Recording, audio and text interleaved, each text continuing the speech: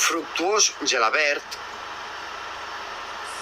va enregistrar, dirigir i produir pel·lícules, creant el seu propi estudi de gravació, Boreal Films, un edifici a tocar de la plaça de Sants, que la gent del barri coneixia popularment com la Casa de Vidre. Gràcies a la seva habilitat amb les mans i el seu enginy, Gelabert va fer moltes innovacions tècniques en el món del cinema.